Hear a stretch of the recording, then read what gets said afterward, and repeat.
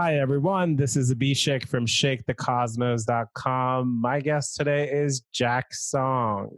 And Jack, I've known from UC Berkeley for a while now, and I feel like Jack is really a jack of all trades. For me, really, he's a friend, he's a mentor, a lot of things. And he's somebody whenever, there's been a long time we haven't met, it always feels like just time has not passed. So I'm really excited to talk with Jack today. And again, if you're listening right now, hit the subscribe button and also give me a rating on the podcast, as that helps me on the organic search results. So Jack, excited to have you on the show today. Thanks for making the time. Thank you for having me again. I love your show, so I feel quite honored to be on your show again. Awesome. Well, I know you've been doing some exciting stuff since we last chatted, and we're going to get into a topic that's close to our heart, both of us. But before we get into it, what's the professional update? What is Jack's latest professional project that you're working on now? Yeah, well, thank you for asking. So when the pandemic hit, I did some soul searching, and what I realized was I want to create again. So I want to be kind of in the center of the storm, help other companies build with their brand and communications and marketing. So I'm really happy to share that I just joined Cunningham Collective. It is a brand marketing and communications firm founded by Andy Cunningham, who is a Silicon Valley legend. She is the author of the book Get to Aha, which is about corporate DNA and positioning. And she's also well known for helping Steve Jobs launch Macintosh, Next, and even Pixar. Wow. I feel like this podcast just got some star power here. So thank you for mentioning those. If it's okay with you, I'll include the link to that book in the podcast link as well. You called it Getting to the Aha? Yep, Getting to Aha. Getting to Aha. Yeah, I appreciate that. All right. So without further ado, let's get into it. So the topic that I wanted to talk to you about, as you're doing a presentation on this soon as well, is the topic of self-care. So how are you, Jack, staying grounded in these what we would call strange dynamic times? Yeah. So, the inception of this was really, I want to, after I, worked at this fast growing startup called Lime, I walked away with amazing kind of lessons and experiences, and I wanted to put it on a book called the SelfGuided Tour. So I started working on that about a year ago. And, I'll be frank, writing is challenging. Putting together a book is challenging. And the pandemic hit, and I realized, wow, there's so many great lessons that we're all learning collectively. So how can I collect these lessons and musings along the way and help people get grounded? So my passion right now is really allowing folks to feel, owning their narrative, self-empowerment, and self-improvement. Wow. So this fits right into it. And so the website for your upcoming book is selfguidedtour.co. Am I right? That's right. Okay. Yep. More info. That's exciting. Well, so then, in terms of some of the lessons as you've gone through your own experiences, what are some strategies you've implemented for yourself? Maybe let's talk about your mornings potentially. What are you doing in the mornings that potentially other people can maybe learn from? Yeah, I think, sure. I think let's backtrack a little bit. I think before we even jump to, start of the day, we kind of have to recognize the reality right now. I think February, March 2020, there was the Australian fire. We saw just awful images of burned koala bears and kangaroos. And then all of a sudden, COVID-19 hit, and the entire country, the entire nation and the whole globe was shut down. And then we started seeing just unrest. And what we need to recognize is that is reality, and it's okay. We need to accept that. There's no reason to fight against it. It's important to have acceptance of what is now the new normal.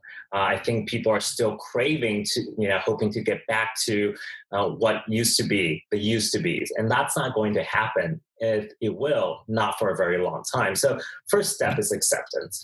I Now, appreciate that. I mean, this idea of acceptance. I mean, what do you feel like is really, what is it doing by accepting? What are people accomplishing really emotionally, or what did it do for you? Um, I like that because when I hear about it, yeah, I think, having acceptance or allowing the reality to really sink in, it's you're creating essentially a new reality. It's a new frontier for you. So the opportunities can be exciting. And I think that's why you're seeing a lot of online social media. People are baking bread, they're creating new things, they're being creative because it's a way of dealing with this new reality and accepting. yeah. I mean, I know for yourself too. You have been creating. With your dog, this you have quite a following now. I feel like when you stopped for a little while, there were people complaining like, "Where are these photos? Where are these videos? We want to see more of that." Yeah, I mean, I think going into the pandemic, I knew that I need to be dedicated to something. Otherwise, I knew that I was going to be depressed, like a lot of us. So I really committed myself to fitness and wellness and creativity. So those were kind of my three pillars that helped me to stay sane, but also grow, really grow and mature during this time. So the three pillars you said: fitness, creativity, and what was the third one? Um, gosh, fitness, creativity, and I think, what did I mention? I think growth, perhaps. Growth. Yeah, just like learning things. Yeah, I mean, I love this, these pillars as well. And I guess acceptance for me is, it feels interesting to me. For me, it feels like kind of just accepting so then that things can move on to the next stage, like you're saying, starting to see the opportunities ahead. And you talked about, some of the pillars, the fitness being, but I guess it's hard because with the gyms being closed or sometimes open, what are some creative ways that people can find themselves to keep fit? And what kind of fitness are we talking here?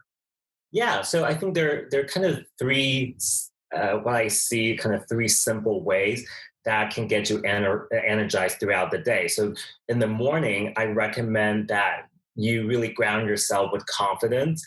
And during your midday, how can you re-energize your body, mind, and soul with energy, intention, and purpose? And then at towards the end of the day, I view it as self-care. So there are certain ways that you can um, create and learn and also recharge. So, really high level, I think in the morning, it's so important to, when you first wake up, this is before you get coffee, before you even brush your teeth, it's so important to take deep breaths in. And I take six deep breaths and I try to breathe in all the gratitude. And I'm thinking about just how grateful I am, health, my work situation, my life. I try to bring all that in, breathe all that in as well to really ground myself to start the day. Because when you're kind of just awake early in the morning, that's when your brain is really fresh and it's able to absorb a lot. And the first thing you do is not to reach through your phone, try to make a cup of coffee. That's really when you try to take a deep breath and meditate. I think meditation is something that has been mystified, and now I think because of the technology and access to different kind of apps, meditation is a great tool to center yourself in the morning. And it doesn't have to lead you to a kind of like a pivotal aha moment, but I think the importance of meditation is to help ground you and find your purpose for the day. And that way you're going into the day with intention. And then lastly, this is so simple, but have a full glass of water. Water, I mean, our body is essentially, I think, 60% made out of water. And after a long night of sleep, your body dehydrated. And having that big glass of water before your coffee really help to energize you and get you centered. Totally appreciate that. And I mean, it makes me think of sort of like the when we're sort of waking up, like the rocket, you're just boosting that rocket with this meditation and this water. You're fueling that. But what's like what keeps it going in terms of like what effects do you feel like has meditation had for you versus when you maybe weren't doing that in the morning, or hydration, if you I feel like was yeah, have you noticed a change? Yeah, I am a person that is very anxious. And this is also something that I'm trying to debunk and deconstruct. I grew up um, in a family that is always amped up on anxiety. Like, oh no, are we going to, is end going to meet? Are we going to be able to make payments? It's sky's falling. It's a lot of artificial fear. And I grew up with that. And as I get older, I realize I have to deconstruct that. And part of that is meditation. Meditation really helps to calm my mind, but it also helps me to go into the day with a purpose. And I'm laser focused on what I'm trying to deliver. For what I do, I'm in marketing and communications. It's constantly changing, lots of multiple parties. So being able to meditate helps me to see kind of a higher purpose, but also helps me to ground me professionally to help me start the day. Totally, I appreciate that. And the meditation piece and just the drinking water. I feel like these are sort of simple things, but I'm also sensing there are like layers and layers. I mean, you mentioned some of the family stuff, and but also, of course, we're living in coronavirus times, so there's just a lot going on, and this is kind of helping grounding. So let's say, all right, so you're out of the bed now, you've got your water, you've got your meditation done, and you're feeling confident. But like, what else? I mean, let's get ahead of it. What happens after that? I usually spend an hour really cranking out any kind of work that requires high quality writing, and that's just me. I'm the best writer early in the morning, and for what I do a lot of writing, and after an hour of that, I immediately go into physical fitness, and this was a blessing with the current pandemic. I knew going in, I want to be dedicated to something. I want to prove myself. And I was able to shed about 20 pounds by using these free apps that's available in the app stores that have different kind of challenges. And I was able to leverage the free resources and get fit. And I think getting physical is so important because your body is a temple. It's yours to own, but it's also yours to enhance. And your mind, body, and soul needs to be aligned. So I encourage folks, especially during this time, to take care of themselves. And of course, that helps with the immune system as well. I appreciate that, and how you're sort of combining the mental preparedness in the beginning of the day with now you've got this physical piece. And I'll be sure to include some of the links to some of the apps you're talking about that are free and can help people in the podcast description as well. Um, that's great. So what have you noticed, like, by bringing the physical component in? What changes does it occur, or have you had to make some sacrifices because of this? Yeah, great question. I think um, you are what you consume. And this, I have to give credit to one of the, I think, podcast business coach. His name is Rob Dial. You know, I'm a big fan of his work, just like I'm a big fan of Shake the Cosmo. I think he had a great episode focusing on what you are, what you consume. So for me, I've changed the way I consume media, food, and also energy.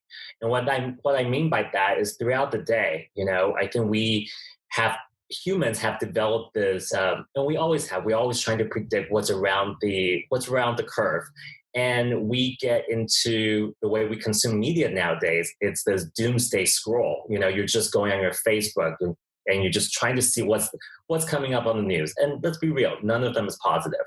So, and then if you look at Instagram, you're looking at beautiful photos. It's super curated, not really the reality. So that has a negative impact on the perception of where you are and your reality. So that's one. And then two, I am way more cognizant of what I put in my mouth, what I eat. And since the pandemic, I cut out carbs completely. And I'm very cognizant of I cut out sugar, what has contains sugar, but also starch. I realized that having starch like pasta, rice, and bread was really bringing my energy down, and I wasn't able to focus. And lastly, I really try hard to cut out negative energy in my life. So there's some people, they just kind of bring you down. They don't bring you solutions. And I've also really limited those interactions because you know what? The world right now is tough enough. And I want to be able to consume positive energy. Yeah. And I mean, kind of, it's interesting, this negativity, and I agree there is just a lot. But and I guess you're mentioning, certain types of individuals or media channels could be sending more of that. But do you miss any of those things, like once you cut them out from life, or do you find that there are other things that end up taking their spot, and you end up? I just wonder if people have sort of a FOMO, after fear of missing out after cutting a few things that have been part of their life for a while. Yeah, I'm on this journey to explore alternatives. So, what is alternative to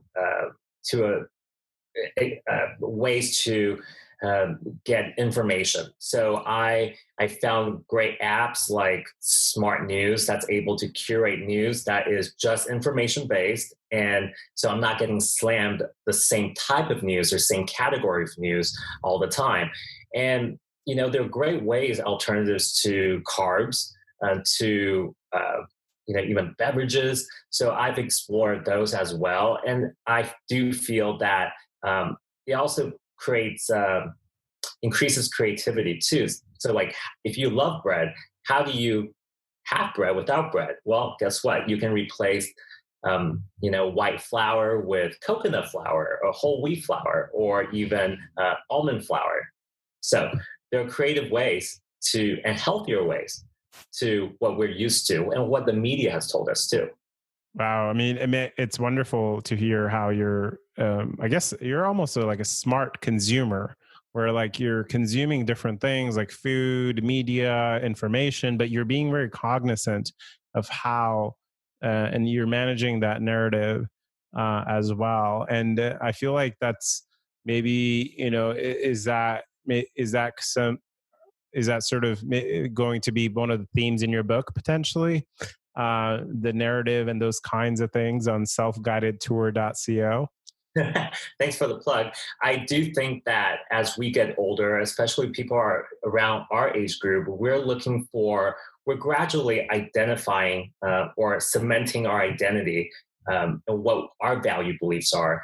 And I do believe that I am becoming more confident with my value beliefs, and that those are knowing my worth. I know what I deserve, and that includes not just how much I get paid, but also what I deserve to consume in terms of media and food, and that all impacts your mental and physical health.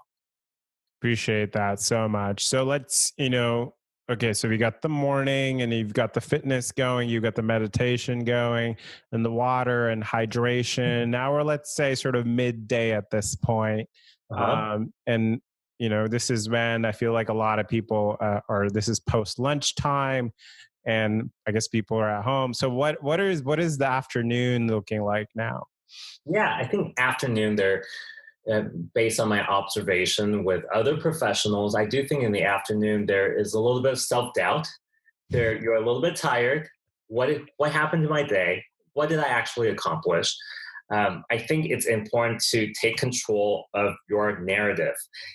You did do great. You did accomplish things, and I think it's important to take back your narrative towards the end of the day. And of course, as you enter the day, towards the evening, it's all about self care. It's important to, before you go to sleep, really stay away from the phone. The blue light from your phone, from your laptop, does impact the way your brain is trying to relax and go to a calmer state. And I also recommend herbal tea that helps to have a better night's sleep. So that instead of taking drugs or even medicine that helps or promotes sleeping, I recommend herbal tea. And lastly, I think towards the evening is a great time to learn and being creative. So I recommend reading a book, a nonfiction book, so you're able to leverage the language in kind of everyday life. Yeah, I appreciate that. I mean, it almost feels like a full cycle at that point where you've gone to bed relaxed and then kind of waking up in this mindset to be creative again. Yeah, and not only being creative, but still continue on this journey of not only finding your purpose in life, but also living with intention. Yeah, living with intention. I mean, I guess what in terms of, let's say, do you change it up a little bit from time to time? Do you change the amount of tea you drink or the type of tea do you drink? I just wonder, like, I guess maybe I'm thinking in my own shoes, I'm like, oh, maybe I would get bored from the same schedule. So what kinds of things have you found to change it up a little bit? That's a great question because with quarantine, I mean, I've heard that a lot of people feel like this is just Groundhog Day, right? You just, same shirt, same sweater, Monday, what day is it? Who cares? I do recommend a little trick I've kind of identified is that every weekend I try to create an experience for me and my partner. And that may include outdoor dining on a rooftop or at a park or at a different location in the city or a nice drive out. So creating different kind of experiences that you can own and cherish because this shall pass. But I think right now identifying those little pockets of gem experience is very important, and also seize the moment. For example, I think if there are opportunities that come up that you feel like I better do it now, whether it be a career jump, I think right now is the time. Everyone's looking for something different because we're all in this together.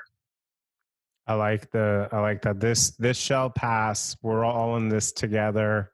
And you mentioned your partner there as well, and I'm guessing well, many people have other partners as well, and now they've got their own schedule, but the partner has their own schedule. Just wondering, what have you found to communicate, collaborate in terms of working together so you're both successful, maybe in just general terms or your own life? Yeah, I think COVID, no COVID, pandemic or no pandemic, I think a foundation of a strong relationship is you got to be in love with each other. And when I was younger, I was a little bit more immature. I always said, you could do better. You can always do better. Doesn't matter if you're married. You can always, upgrade. But as I get older, I realize that is a very immature look on relationship. You got to be in love. You got to find that passion, that lust. It's got to be there. I think that's one. And the second one is you got to have laughter. Um, my number one rule is you'd never go to bed angry. Always laugh it off. And I think now with the COVID in context, I think it's made our relationship stronger because we are a quarantine. and and we appreciate each other even a lot more. I gotta say, I joke about this, but I do think that uh, the current situation has helped me to improve my relationship with my significant other, because I've also matured and I've also see how fragile life is. I mean, a year ago we had the privilege and to be in Mexico, to go on vacation. I had a new job. Who knew a year later, the same exact date and time, same exact day and time, uh, yeah, day number 173, working from home, and we still don't have a vaccine. So I think appreciating others, each other's presence, it's so important. Totally. Thanks for sharing that as well. And I'm sensing sort of a theme here of gratitude and appreciation, whether it's your partner or throughout your day, of different things as well as you're talking through it. Yeah, thank you for pointing that out because the current reality is tough. And we got to be able to find things that we're grateful for. And we have so much. We have so much blessing, whether it be our kids, even they're homeschooled, and the education system's not all there yet, or we can't see our parents, but they're alive. We got to be grateful for all these little things right now. Thanks so much, Jack. As we're wrapping up here, I really appreciate you sharing your strategies of self care with us. Any last shout outs or anything you want to point our viewers to? Yeah, I think just two kind of parting thoughts is one, this is like a hashtag I want to own, that I am going to own. It's hashtag know your worth. Know that you're valued. Know that you deserve the best, and don't be afraid to share that, reveal that to others. And then lastly, trust the universe. When something is challenging, ask the universe for a sign. Trust your gut. Intuition is a conscious decision made by kind of subliminal messages, that's based on past experiences. It's not witchcraft. It's not like voodoo magic. It's something that's kind of built in. So ask the universe and trust your gut, and be well. Appreciate it. Thank you so much for your time today, Jack, and really appreciate this. Thank you. Hey everyone, thank you for listening. Please hit the subscribe button. We'll be back next week